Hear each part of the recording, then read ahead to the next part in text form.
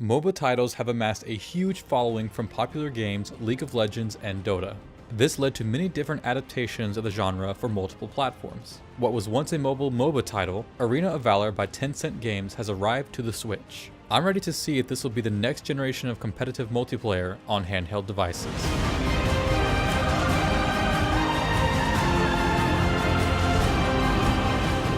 Launching the game brings you to an inspiring title screen that would get you hyped for the matches to come. Exploring the menus proves to bring what most MOBAs offer in terms of champion selection and various customizations. I must note, there are microtransactions in this game, but it follows what other MOBAs have done with it being more towards cosmetics and pay-to-progress mechanics. Due to the game being free-to-play, this is their main way to make money. All champions and upgrades can be unlocked from acquiring currency after playing matches and achieving goals. Probably my favorite part of the settings is how I have the ability to adjust all of the controls for each button. This allows everyone to create the exact experience they want in terms of how they control their characters. Beyond that, you also have access to a friends list and the ability to make guilds. MOBAs have always been focused on social interaction, so it's great that they have included messaging and teaming up for groups of friends. Gameplay is up next. Before I even start, newcomers will be happy to know that there are many ways to keep the game easy while you learn. Use auto-upgrading, purchasing, and targeting to slowly learn the mechanics of the game. You'll also be able to practice and learn the overall strategies of how matches play out in the training mode. You can practice with champions, test out item paths, and just get more used to the controls. After you feel comfortable, you can head over to the battle section where you can play against real players in various game modes. The standard of most MOBAs is the 5v5 Grand Battle mode. Every team picks characters and dives into a map with 3 lanes of towers and a jungle with monsters and a river in between. The map is pretty much identical to what other games of this type use, which is actually a plus to me. Throughout the match, you plan to kill enemies and destroy towers to get to their core. You'll be buying items to make your particular champion more powerful, and work with teammates to pull off some devastating team fights. Matches are made to end rather quickly compared to those of AAA MOBA titles, and this format works great when you play on a handheld device.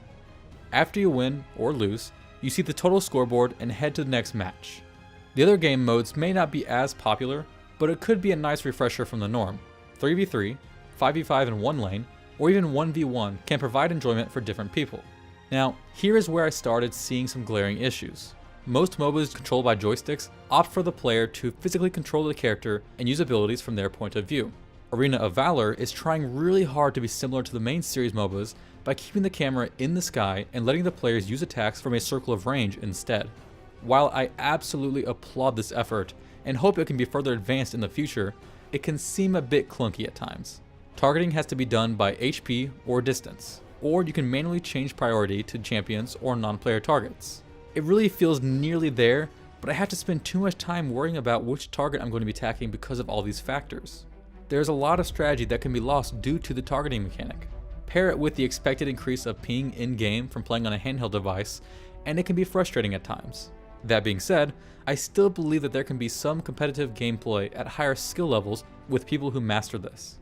Also, when it comes to moving through the menus between games, I noticed a heavy amount of latency with my actions. The only other main gripe I have is that the visuals in dock mode seem a bit fuzzy. I understand it comes from a mobile game, but it's a bit of a shame that they couldn't make the details sharper.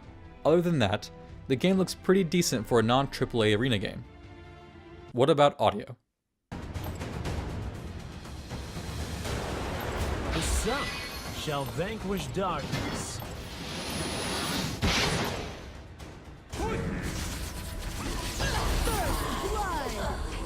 Will have my revenge. An enemy. Go to hell!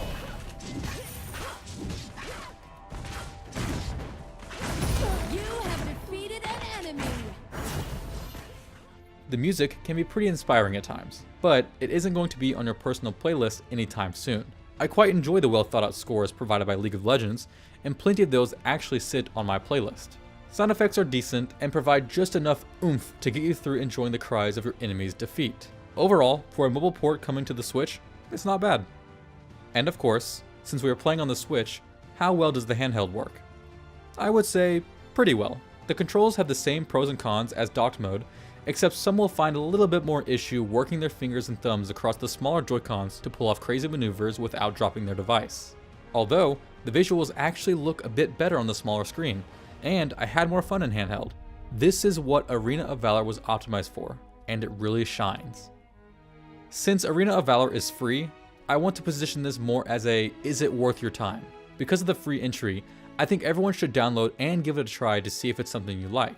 Also, if you want it purely because you desire a mobile title to play a handheld with your Switch, I think it's a perfect alternative.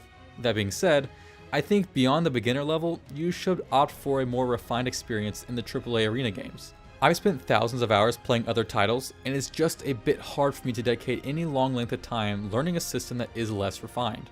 That still won't stop me from pestering my other friends to play with me though. And that's it for Arena of Valor. Be sure to like this video if it helped you out, and subscribe to see my thoughts on upcoming titles. You can check out my social media by clicking on the links in the description below and see what other games I have in mind for reviews to come even before a video is released.